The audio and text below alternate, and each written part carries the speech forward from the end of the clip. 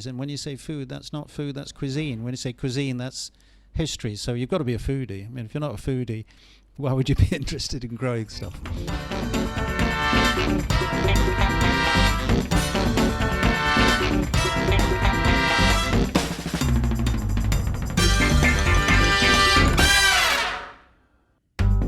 Hello and welcome to My Signature Dish, episode 7. I'm Ollie Horn, it's a pleasure to have you back.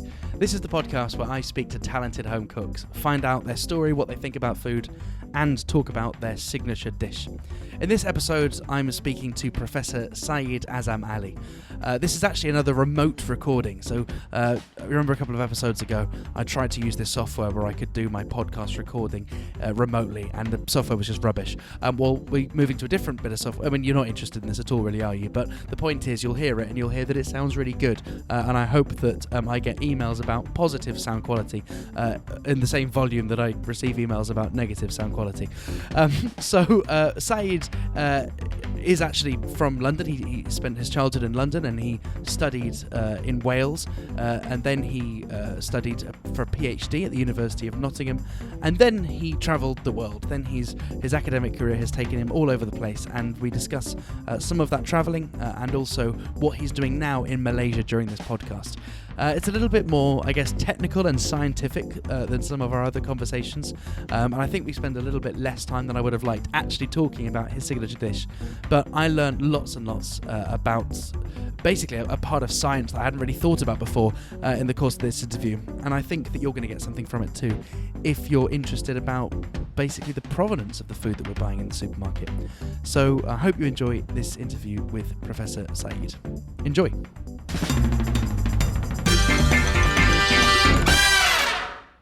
If I tell you there's 7,000 crops that human beings have grown throughout our history, how many do you think now feed more than half the planet?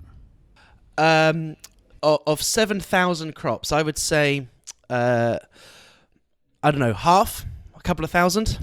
Right. Well, the answer's 4. So 7,000 crops, and 4 of them now feed more than half the population. 60% of the world's food comes from 4 plants. And what are these 4 crops? So they're wheat, they're rice, they're maize, they're soya. And wherever you go, you will eat the same, or increasingly eat the same crops made into different products. And if I add in another 25 or so, 30 crops are now producing most of the world's food, about 95% of the world's food coming from these 30 crops. Why is that a problem, though? Well, the logic of it is, why not 3 crops? Why not 2 crops? You know, what do we do when we reduce the choice of crops to the minimum if something happened to one of them? Because when you got 7.4 billion people, and they're obviously distributed around the planet, the same crops are being sent all over the world to those 7.4 billion people. And the answer is exactly the question you've asked. Well, what's wrong with that? They're super crops. They're the major crops. They're the staple crops. They're the ones we all like, the ones we all eat. The problem is there won't be enough in the future. And that's why Crops of the Future and this research centre is so important, because 7.4 billion people become 10 billion people as we grow in the next generation. And, of course, it's not getting colder. It's getting hotter. So when we add 3 degrees temperature to 2.6 billion more people, do you think those 4 crops will then be enough? And if they aren't, we better have an alternative, because we're all dependent on the same crops. For someone like me that says, well, even if I think about rice, there's loads of different types of rice, and I think, well, some types of rice might grow in certain paddy fields in some parts of the world, and maybe a shorter grain rice might be a little bit more robust, or What is it that can persuade me that in my lifetime these 4 staples need to become 40 or 400 or even 4,000? Well, I would say, and there's something which we've learned, we want you to be interested in food, and we want you to eat food from different parts of the world. So when I say these 7,000 crops, they don't all have to come from one place and all have to be, if I go down a supermarket aisle. When I got here and I thought, oh, we're in Malaysia, let's go shopping. We walk down the same supermarket aisles that we would get in the UK, selling the same products distributed all over the world. And in the first instance, you go, oh, great, we've got a really nice restaurant, we've got a really nice supermarket, it's just like Europe. The next question is, why? Why is it just like Europe? Why are we actually eating the same foods, and why are they homogenized and processed into the same products? Because Southeast Asia is a treasure trove of cuisines, cultures, and of course traditions about food. And we lose that every time we stop growing some of these crops and celebrating local cuisines. And we have this sort of habit of trying to aspire to a single diet around the world. And, that's really been the last 20, 30 years. We've got this experiment we've never been in before, that we're all eating the same food. And what's driven that homogeneity between different countries? Well, lots of reasons, one of which, of course, is the big crops produce high yields, and therefore they're very profitable. And if you grow these big crops on mechanized land and lots of inputs and industrial systems, you can get very high yields out of them. And of course, the yield, when you sit down and look at the yield, what is the content of that yield is primarily carbohydrates, primarily is calories. And when we had to feed the planet in the 60s, there's something called the Green Revolution was initiated and delivered, hugely successful because it stemmed and then stopped famine in Africa and Asia and of course other parts of the world. And what we then got was these 4 super crops were feeding more and more people, and they were successfully yielding very high yields and producing lots of products. So the logic in the 60s and 70s was perfectly reasonable. We got to feed people. What we haven't realized, and we're beginning to now realize, is giving them calories isn't enough. And you then have to start saying, what else do people need apart from calories? And so it's not filling their bellies anymore, it's actually nourishing them.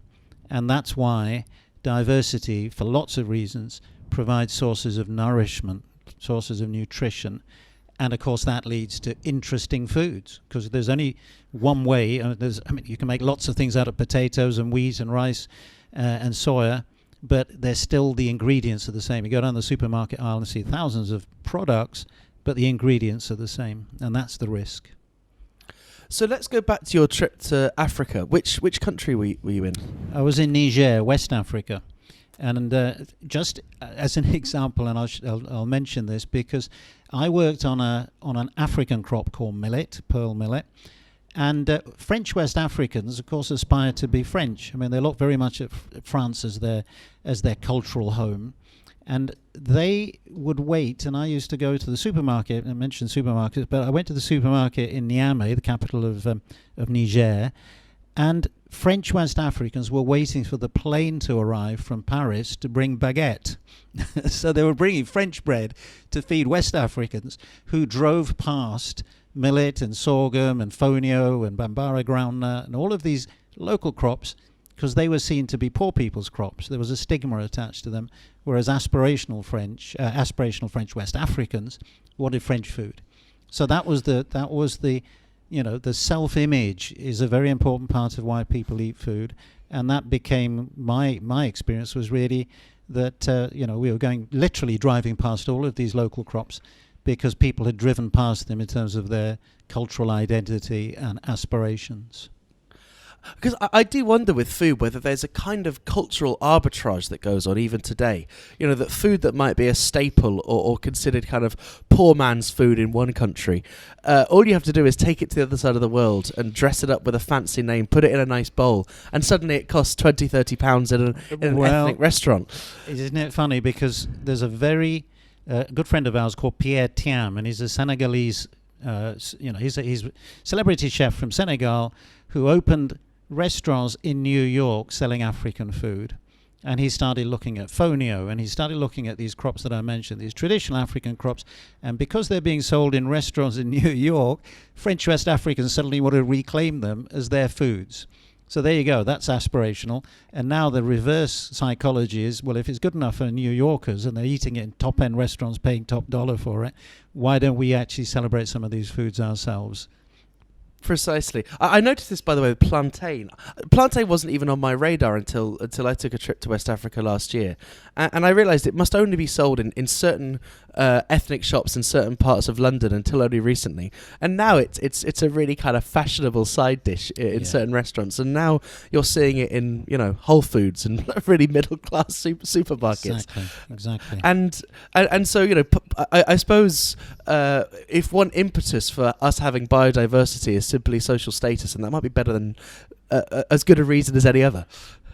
Well, that would help, but social status, of course, depends on only the rich people getting access to all these foods. It's actually got to go across the whole social spectrum. It's got to go urban to rural. And its primary reason, of course, it has to be interest, because otherwise people don't eat food, because it's something which they hate eating and they're being told to eat it because it's good for them. But it's got to come out of cuisine, and cuisine has to come out of culture. Because without a narrative, we're just eating food, aren't we? And what we're losing is the history and culture and traditions and knowledge systems about these foods. And that's really why the sort of work we're doing is so interconnected. Everyone said, oh, it's agriculture, you're growing crops. It isn't. It's everything. It's social, it's cultural, it's geographical, it's ethnic, and of course, it's innovation, because we've got to make these old crops into new foods as well. So you went back to the University of Nottingham after having gone to Niger, saying, hey, look, I've come across these fascinating crops. What was it that excited you about them? Had you tried them? Had you eaten them and gone, hey, I've never had anything like this before? Well, yeah, first of all, you look at them and say, that's odd, they're still there. Why aren't we doing any research on them? Because they're very resistant to drought and heat stress. Then you say, well, actually people are growing them and making them into food. Let's taste the food. And the food, of course, was good, but not great. At the end of the day, these are traditional ingredients. You've got to make them into something interesting, and that doesn't always happen, unless you've got a driver to make, interesting cuisines out of them, because they're still basically feeding people. But when I went to Nottingham, or came back to Nottingham and started looking, the real incentive for me was that everyone told me this was a waste of time, and it wasn't the way I should be following my career, because there was no career in these alternative crops. That same question, if they were any good, we'd have discovered them by now. So my professors and academic advisors were saying, you'll never publish anything on these crops. There's never going to be a career, because no one wants to research something which no one else is interested in. The journals aren't going to pick up any of this. So that was the impetus, was to prove them wrong and to show them that actually there was something fundamental about these crops that gave them advantages. Now, as I say, we'd never even mentioned climate change, but we were getting into an era where it was getting more difficult, the environment was getting more challenging, and we were just missing, in plain sight, the opportunity that some of these crops gave us. So that's really what got me interested in setting up my own unit, which was called the Underutilized Crops, Tropical Crops Research Unit, which was to look at these crops at Nottingham. What does a challenging environment mean for crops? What does a crop need in order to flourish? Well, it needs water, and it needs the right temperature, and it needs nutrients. And the nutrients usually are provided by fertilizers. So it needs that combination. And the problem when we do field experiments, grow stuff in the field, you never quite know which is the thing that's stopping the crop reaching its potential. And that's why I need good scientists and certainly good controlled environments, glasshouses and things, where you can actually start looking at these in rather more detail, look at particular factors that might be the cause and how we can overcome those. So the challenge partly is what we're now seeing, climate change and, of course, temperatures and CO2 levels going up. The other is simply it's getting more volatile out there. The environments are getting more unpredictable. And I think, don't have to be a scientist to know that the winters aren't what they were, summers aren't what they were. Everything's getting very blurred in terms of the seasons. And of course, crops are there in the field experiencing that volatility. And that's why we're interested in crops that are resilient rather than the ones that produce just the highest yields. And resilience, right. Is, I think, that's the big issue now, is can we find resilience to climate change? But I suppose, and correct me if I'm wrong, you're still interested in crops which ultimately have the highest yield. I mean, still the imperative, presumably, is a crop that can earn farmers lots of money because it can produce lots of calories for lots of people for a lesser amount of money.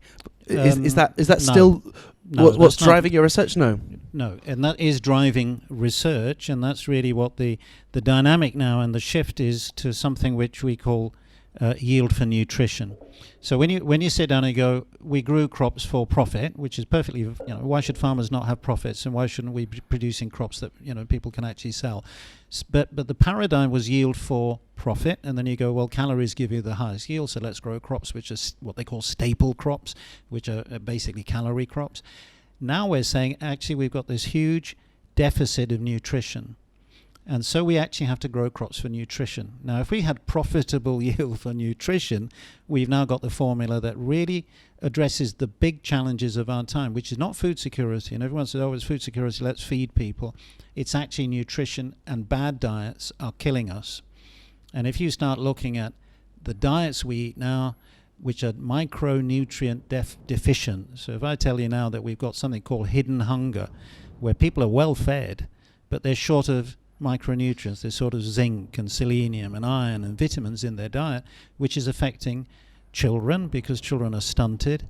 It's affecting brain development. It's affecting maternal, mothers. And if you look at that, that's the big cost to society, because who's going to pay the bill? If you stunt a child, you can't unstunt them. If you have deficiencies that cause poor brain development, you can't reverse that. And the worst one, of course, is obesity, because when people go to situations where they're overweight and obese, the food industry is not paying the bill. The health sector is paying the bill. The Ministry of Health pays the bill for bad agriculture and bad food. So this is now what the wake-up call for governments is they are paying the bill and the community is paying the price of bad nutrition. Now, how you incentivize that's not a matter, because you can't sell nutrients to the same yield as you can sell calories. In the space of the time that you've been researching this, have there been any breakthroughs that have made you excited that this might be something that we can turn around in your professional lifetime? I hope so. But the challenge is, how do we get some of these crops to market? And the challenge was, and is pretty much in university systems, supply driven. Do some research, do some fundamental research, do some applied research, and see if you can get a commercial product which you can put to market. What we have learned is try it the other way around. Let's get a market for these crops and drive research to meet the market. So we're looking at products from these underutilized crops that are suitable for markets for food and nutrition and energy and animal feed, all these sorts of things which we're now going to need. We're starting to look for crops that meet the need rather than, here's my favorite crop, what can I do with it? So that's a dynamic. And when you say look for, do you mean that literally, that you're going out in the world and trying to find crops which haven't been mass commercialized yet? Or is there also an element of us intervening as well? Well, we don't prospect for crops. What we do is ask people to come and work with us. So Crops of the Future is a global centre. It's the only one dedicated solely to these alternative, underutilized orphan crops. But we're based in Malaysia, but we're a global centre. So we're really all about building partnerships and networks and contacts with those who are growing their own crops in their own communities and their own environments, and then sharing knowledge. Some of these crops are grown in many different countries on a small scale. Some of them are particular to one region but have particular properties. Some of them could be taken to other places where they could be suitable. Now, unless we got the knowledge systems, we haven't got the data, we haven't got the evidence, we can't make decisions. So at its core, we are a knowledge centre for the world's alternative crops, and then we ask people to share the knowledge with us and then give them back something which is more than just, here's your knowledge, but here's what you might do with your knowledge that could improve your particular crops and your particular circumstances. And are you focusing on a particular part of the world first? Is there certain, for want of a better expression, low-hanging fruit that we can we can pick first? Well, let's start with, where do most people live? They live, 80% of the world lives in the tropics, so that's a good place to start. Let's start in the tropics and have a look at where we've got biodiversity. Well, that's where we're sitting on. Malaysia is a treasure trove of biodiversity.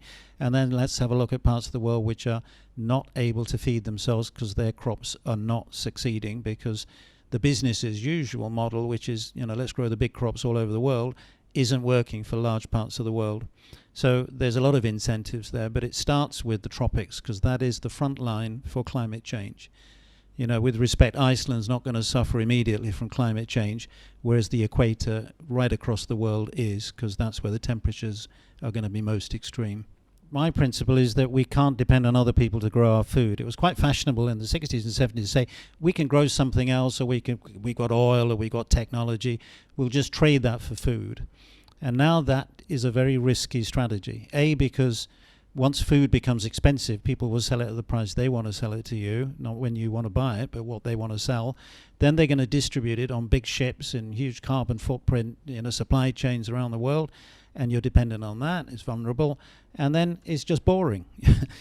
If you're using the same ingredients all over the world, what happened to everything else? And the fundamental reason for growing these underutilized crops is they grow in parts of the world where the big crops won't grow, and it makes agriculture much more interesting. Now, if I add to that, agriculture doesn't have to be in fields far away from where people live. And more than half the world now lives in cities.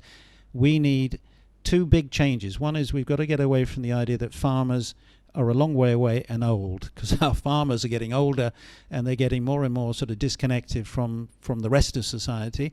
And we don't have to sit down and say farming has to be old-fashioned and backward-looking and traditional. Farming can be very, very, it really is, and that's why these sorts of initiatives which are bringing young people into agriculture are actually the future, because young people becoming agriculturalists in urban settings, vertical farming, rooftops, urban spaces, that's where the interest in agriculture needs to be rediscovered, not least because there's a lot of space which we're not using, which we could. And there's a lot of ideas that won't come from traditional farms. They're going to have to come from very different perspectives, that people have never done farming before can bring ideas that break this model of tradition. And so presumably you're championing certain crops which might be perfectly suited to flourish in, say, my small home kitchen unit that has a very small amount of light and maybe is only currently suitable for a very small herb garden. What you're suggesting is there might be a whole myriad of other crops which I could be adding to my little internal home kitchen that one day might even be able to provide the primary source of, even my protein in my meal. Well, yeah. I mean, if you take it to the next step, I'm not saying we're going to grow rice and wheat on rooftops, because the scale you need to grow those crops is very big.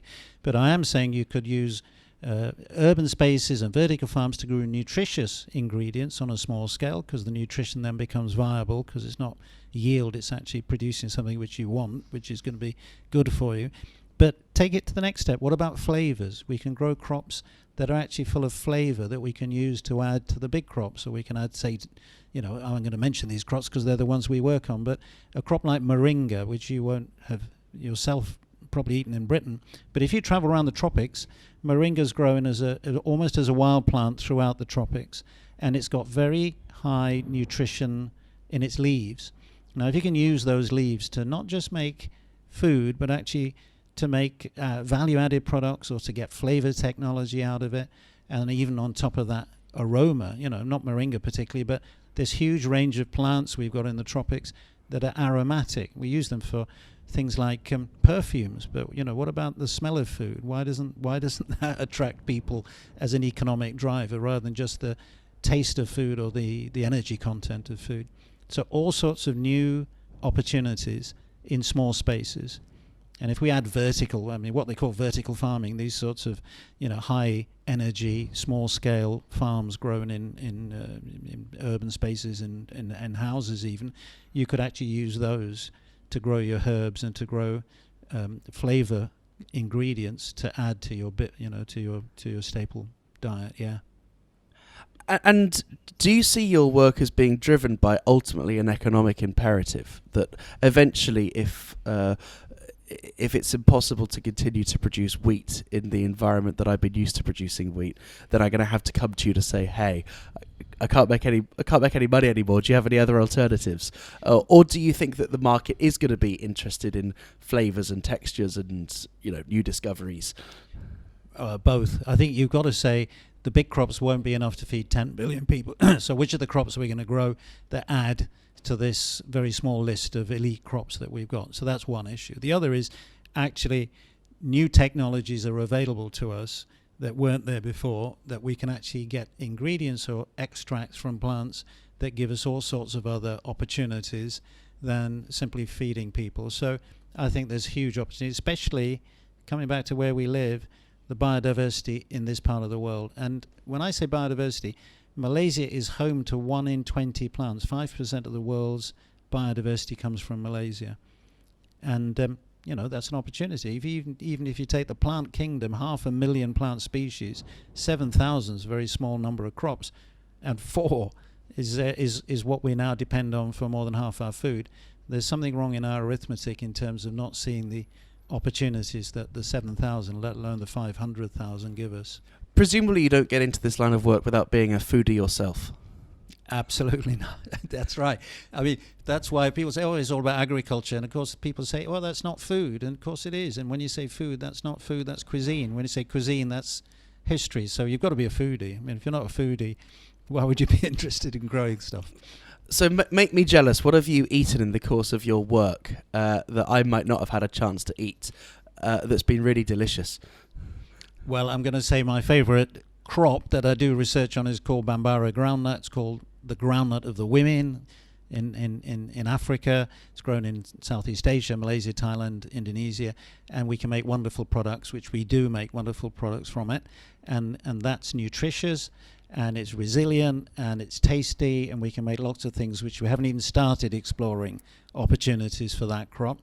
That would be my first. The other is, I think, which I have to name drop, but when the Prince of Wales came and he opened and he launched our Forgotten Foods Network on the 3rd of November 2017, he basically identified, as the network's attempting to do, that it's more than just the food you eat. It's the tradition and history and culture and everything about food, which actually gives you a narrative as well as just taste. So the Forgotten Foods Network is about getting all these recipes that are being lost generationally because we're eating the same homogenized food in supermarkets and shopping malls, and actually getting those recipes back and then looking at them scientifically to see what the ingredients are and what the potential of those forgotten foods is for the future.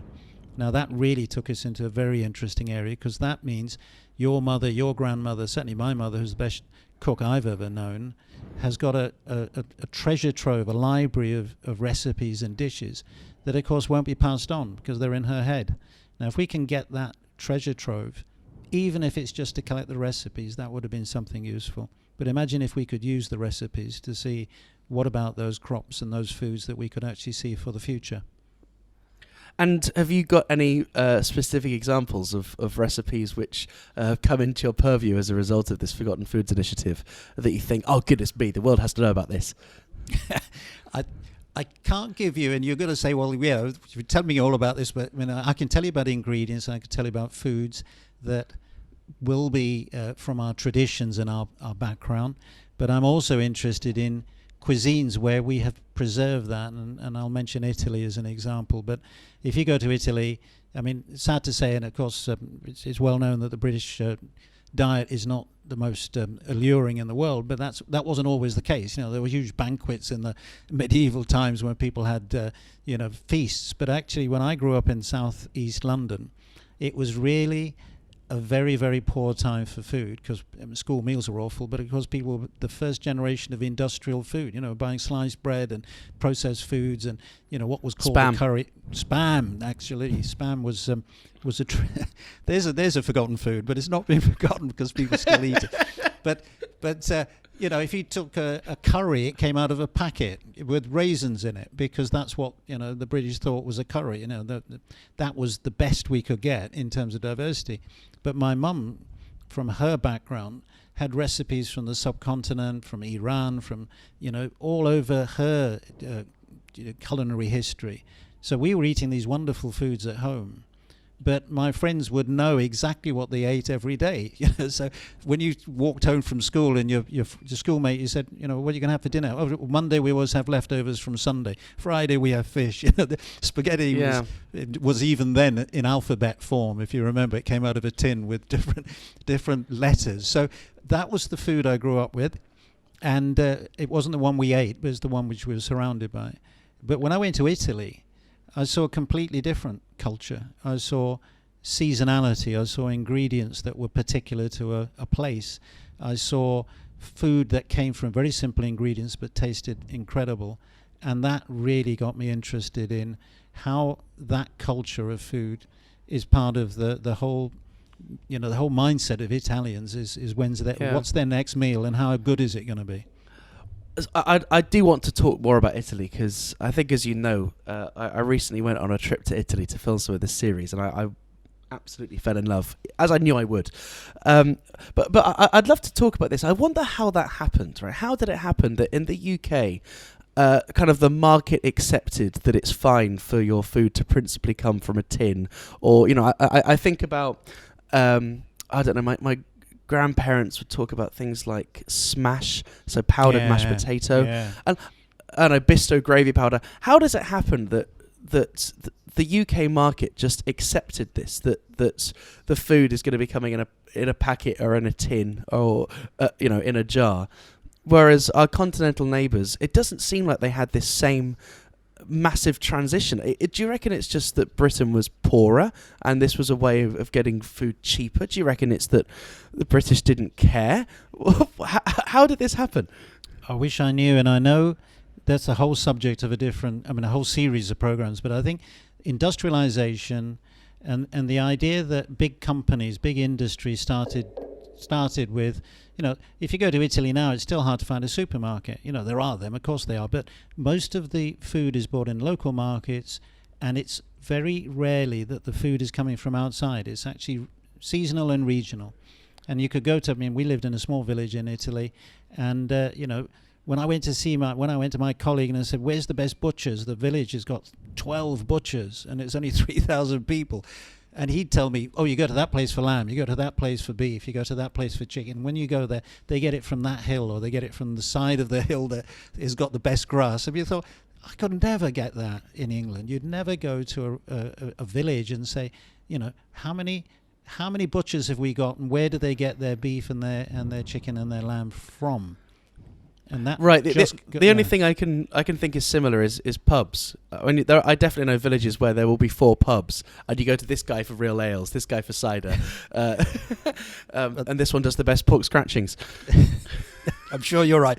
I couldn't possibly comment. But on top of that, I think if you actually take celebrations, if you take food as something that's in your daily routine, a big lunch, the family sitting together and eating a meal, I think we lost a lot of that, didn't we? People had TV meals, TV dinners, sat in front of the TV, didn't talk to each other. That sort of thing, which I'm glad to see being reversed in a very, being very harsh on British food. But of course, now we're seeing a much, much greater diversity of foods and interest in cuisines and interested in regional foods even, but particularly exotic foods, which we never have had before. Every supermarket's now got those. So the British change is actually very, very encouraging, because people are actually much more experimental about foods that their parents would never have touched.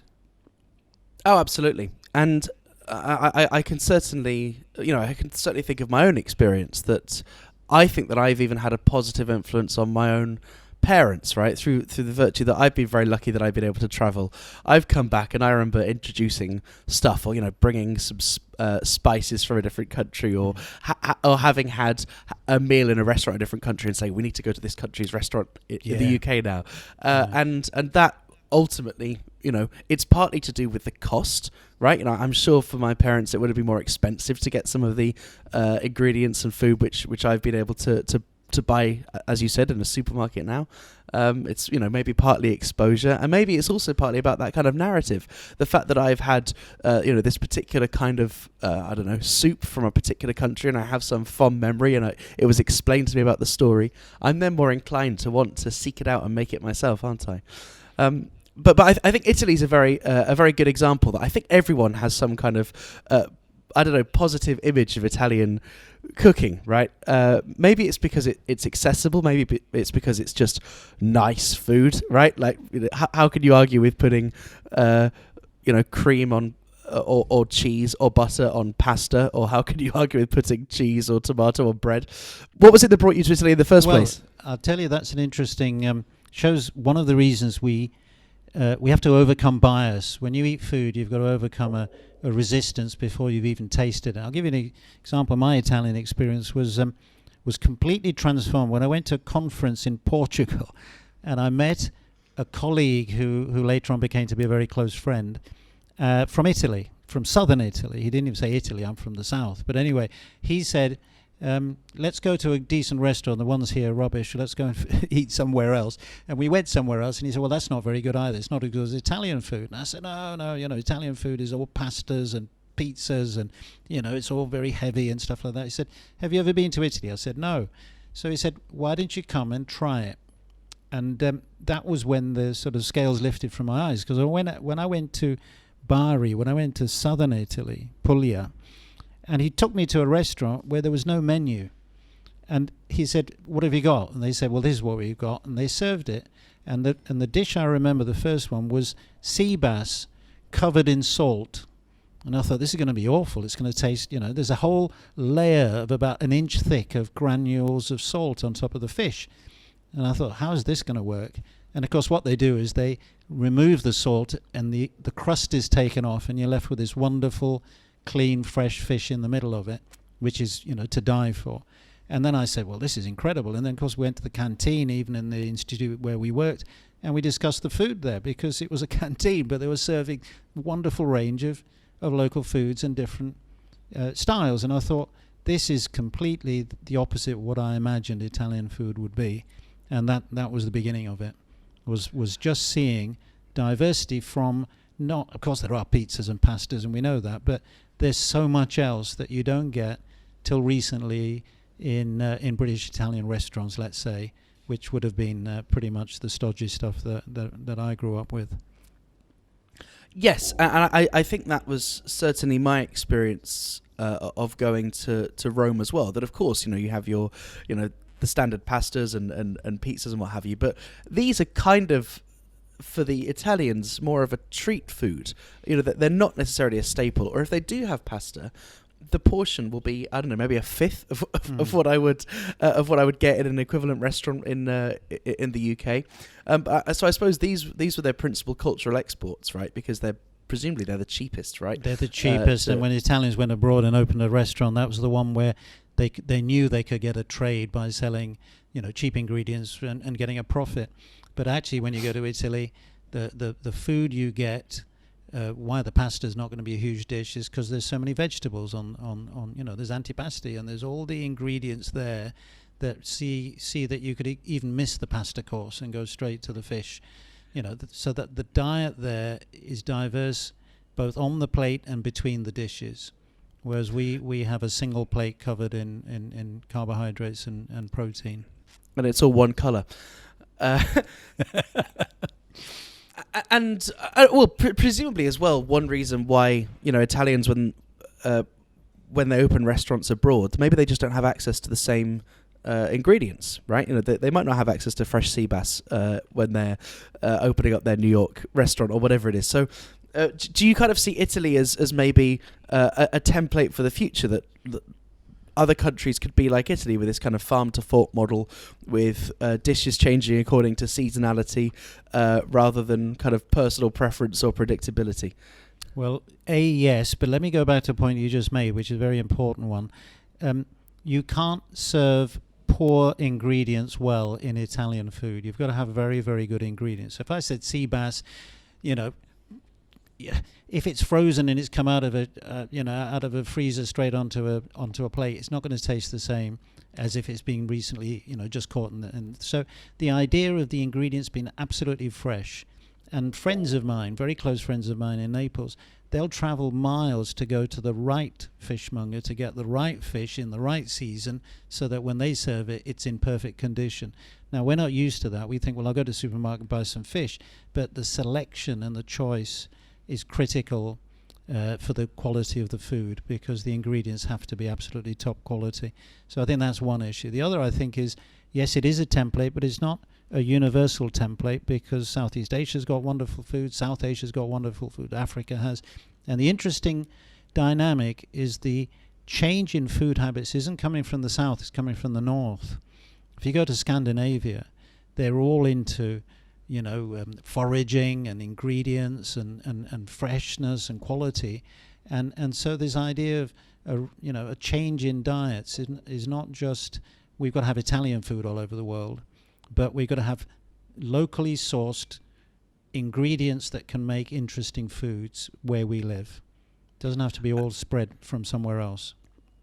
And do you think if we do celebrate this potential diversity of crop, that potentially a global transition to a fully plant-based diet is more possible? Definitely. And I think if the direction is, even if you look now, which there's a lot of issues around, but plant-based animal protein, the replacement for animal protein, is still very, very few ingredients, peas and soya primarily. Now, if you say, well, that's a step in the right direction, the other interesting thing is the people eating these non-animal protein burgers are not vegetarians. They're people who actually want to eat less meat. So, we're in a transition that doesn't say that you have to be a vegetarian to eat non-meat and you have to be a meat eater to eat meat. So I think you can't do that one, can you? You can't have vegetarians eating meat, right. but you can have vegetarians and non-vegetarians eating the same foods and enjoying them, because what they call plant-forward diets, the idea that we have much more diversity in the plants that we eat, the ingredients we eat. And just another point, which is worth mentioning, but there's now very interesting research coming out that shows your health isn't just what you eat, but the range of ingredients on your plate. In other words, the more species you eat, the healthier you are, regardless of what's in them. So something's going on in your stomach that's interacting between the ingredients. And if you've only got a staple crop on your plate and a piece of meat, whether it's got all the nutrients or not, it won't give you the same health benefits than if you've got 10 ingredients on your plate from different plants or different ingredients. Yeah. So knowing what you know, you really must pile the pressure on yourself when you yourself step into a kitchen. I come from a family of foodies, so everybody cooks and everyone makes different foods, so we don't all cook the same. But my wife, my son, my mother will all cook different foods, and so we never get the same, traditional food the same 2 days running. We'd never get even the same cuisine 2 days running. It'll be Thai one day and Chinese one day and Italian one day and Pakistani one day, and you'd have all these foods in a week that people wouldn't have in a lifetime. So that certainly makes dinner much more interesting. And maybe you could share a little bit about your family background with us, so we can get an idea of a sample menu during the course of a week in your family household. Well, I could tell you, as a child, my mother would make things that were almost discarded, which we almost don't see now: breast of lamb and neck of lamb, and ingredients that you might think, well, that's all. And of course, you mentioned Rome before, but Rome's cuisine is based on offal. It's based on offcuts. It's not based on the best ingredients. I said fresh, but I didn't say they had to all come from, the best cuts of lean beef. They had to come from ingredients that were fresh, but could be made into interesting foods.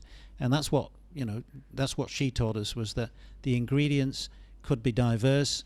You didn't have to have a square, sort of steak or whatever it was that came for everybody else's diet.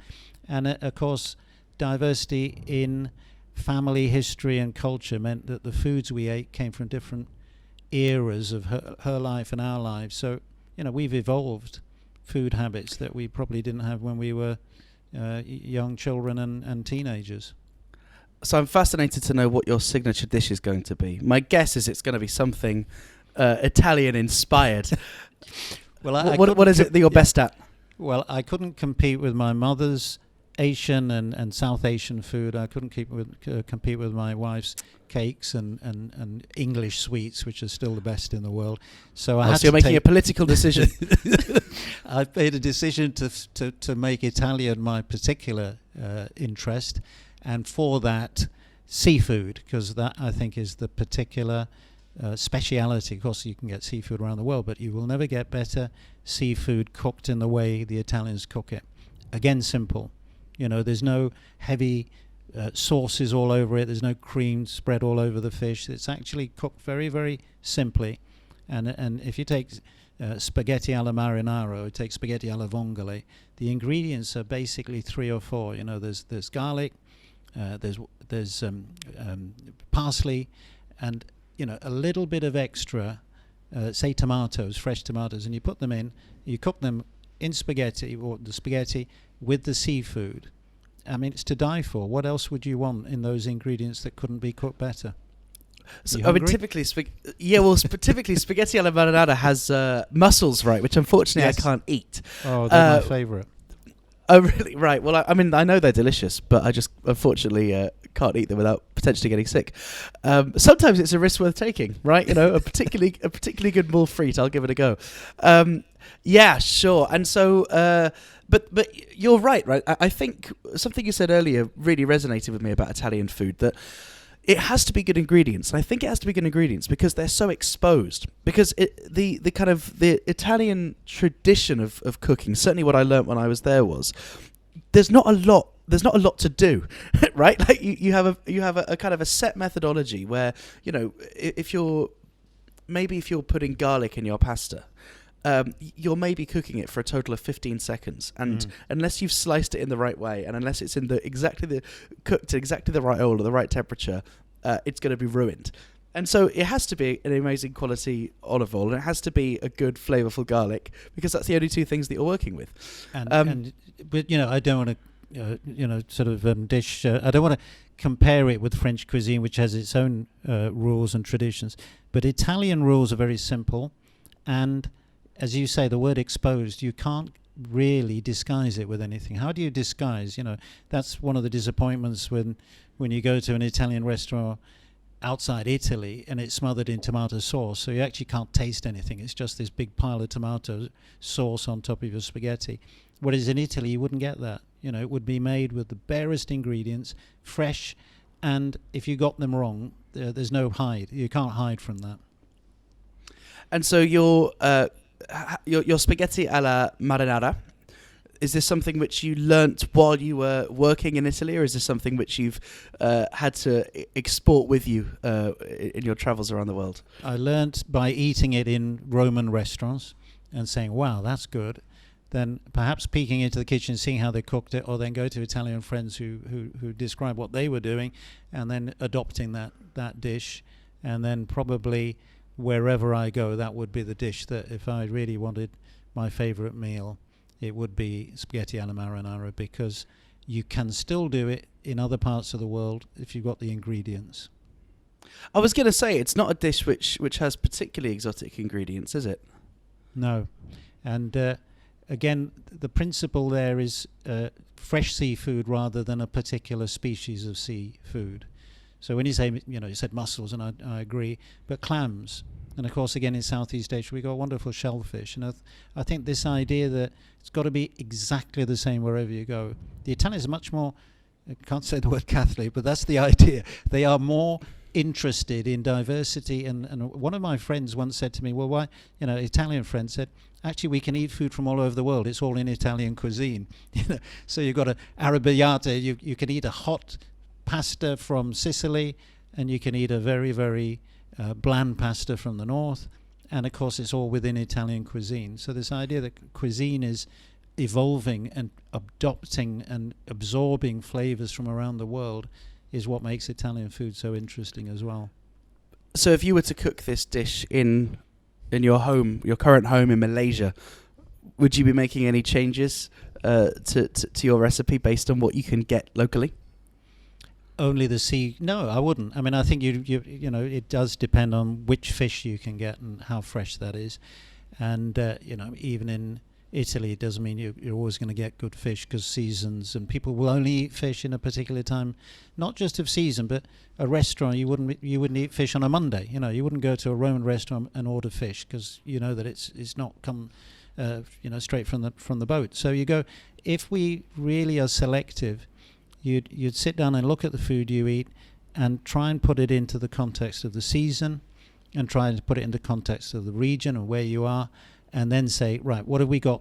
I remember going to the markets in Italy, and the fresh vegetables came in at 4 or 5 in the morning. The market would open at 6, and then you would have a glut of something, asparagus, and you only had asparagus because that was there for the next 3 weeks, then you didn't eat asparagus the rest of the year. Whereas we expect to get asparagus, in December in a supermarket in London, saying, well, I haven't got asparagus or strawberries, and we've again lost this principle that seasons determine food, and we shouldn't expect to have the same food all around the year. We should expect to what is in season is good, because that's the right time for those crops to grow. Sure. I suppose if I were to make the spaghetti, there's not much in terms of kind of the core ingredients that are too seasonal. I think it's pretty easy to get onions year round. Tomatoes, I suppose they are seasonal, but I suppose you can get different varieties of tomato throughout the year. Can you talk me through your basic recipe? So, yes, I can. But I mean, you put garlic and parsley together in oil. You cook it in the way you've described, with a minimum of you can't burn the garlic, and it's got to be cut in quite large pieces so that you've actually got a flavour to it. You then put in your fish stock, which you've prepared, and your fish stock allows you then to create a sort of soup, or if you like, a gravy, in which your seafood then you cook, and particularly your mussels, but even simple things like your prawns, which you take the shells off, can be used to make your stock, so that strengthens your stock. Then you cook your spaghetti, and you make sure it's al dente, so that you don't have this stodgy mass in the middle of the meal. And then, of course, you add your seafood, and it's just cooked as for shorter time as possible, so that it's got structure, and that's it. And then I always get criticised because then I sprinkle a load of parsley over the top of it, but that's my own particular signature. And then you can choose whether you want to put at this point, our Italian listeners are out. I was going to say, at this point, our Italian listeners are telling you to stop interfering. Oh, how wonderful. And I'd like to end this conversation with a message of hope, because lots of foodies listen to this podcast, people who enjoy cooking, often people that have travelled the world. I guess the best case scenario, if I think about the work which you've been doing, is that ultimately there's going to be more things to enjoy about food, right? We're going to be opening cookbooks in 20 years with ingredients that we currently haven't heard about, and these ingredients are going to be available to purchase in supermarkets local to us where previously they couldn't. Can you kind of paint this optimistic picture of this world that, notwithstanding the fact that we might have irreparably ruined the ozone layer and there might not be a world to enjoy, if there is a world to enjoy, how delicious is it going to be? Very positive. I'm very optimistic, because people have got bored with eating the same foods, and they know that those foods which are highly processed and homogenized and made the same all over the world, not very interesting anymore, because you go all over the world and eat the same stuff. You can't actually see anything that's not the same as you're used to. So the public, and especially young people now, are much more interested in food than my generation was, and that the young people are now saying, actually, I want something different, and that drives people to produce ingredients that will be different. So that's my first positive. The other is we're going to have to do it. We haven't got a choice. If we don't diversify agriculture, I'm not getting into a big speech, but the fact is those 4 crops won't be enough. And if they're not enough, what are the others? Well, let's make the other ones interesting ones rather than just more starch.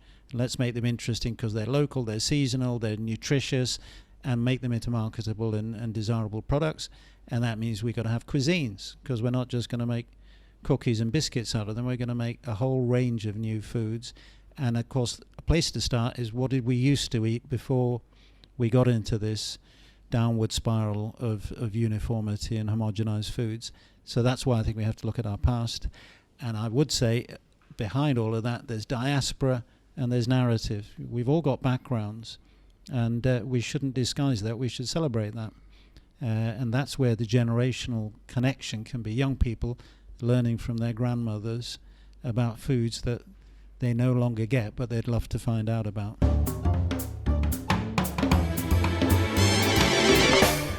That was Sayed. I really enjoyed that chat because it got me thinking. I thought I was quite a conscious consumer by, thinking about where I'm buying my food from, and kind of also thinking about the provenance of that food, who's growing it, where's it being grown. But I guess there's an even deeper question, which is, what are we growing in the first place? And I suppose, don't have any answers to that question, and I don't really have much control. But I'm glad that there are people like Sayed that are working on it, because I don't know. This interview kind of took me back to my university days, because doesn't Sayed sound like a professor that like really, really understands what he's talking about, and you could just listen to him for hours, not quite understanding everything, but being glad that someone as smart and as conscientious is taking good care of this of this topic. So I do hope you enjoyed that interview. If you'd like to listen to next week's episode, then please be sure to subscribe to this podcast wherever you're listening to it.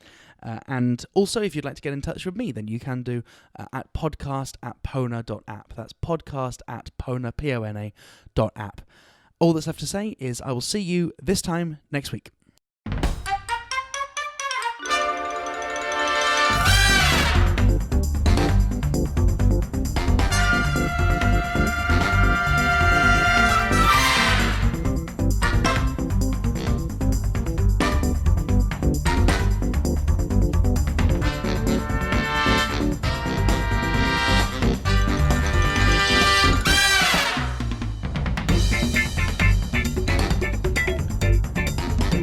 Fry 250 grams of lardons on a low heat.